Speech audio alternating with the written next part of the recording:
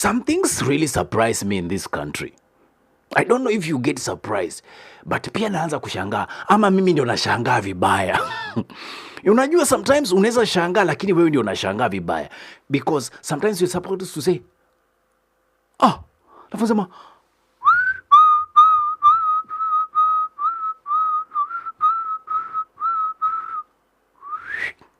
haya siongelelei hao. So flipping through the socials, then I see a very interesting news development where the Treasury PS Kiptoo assures the National Assembly that the 6.3 billion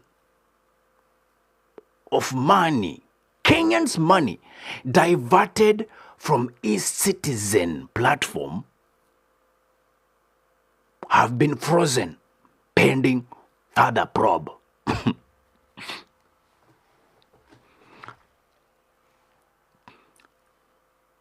Sijui nirudie ama ni nini. Let me repeat this in English because I was not speaking English.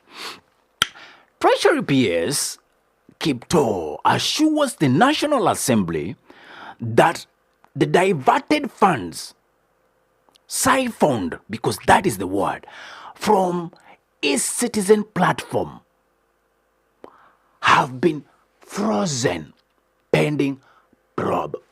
Yani mimi ankona ujuzi wangu wa kufanya udukuzi went into eCitizen platform ambao all Kenyans and all foreigners who want government related services pay their money into, decided we will divert not 1, not 2, not 3, not 4, 6 freaking billion, 6.3 billion into a private account.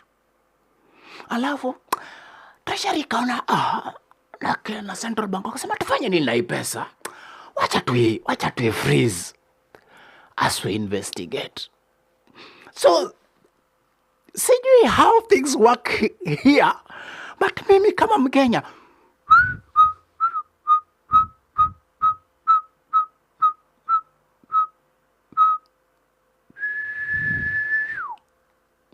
ama mimi ndio nashangaa vibaya, lakini Wakenya nyinyi ni wezi. Court FM. Let the music play.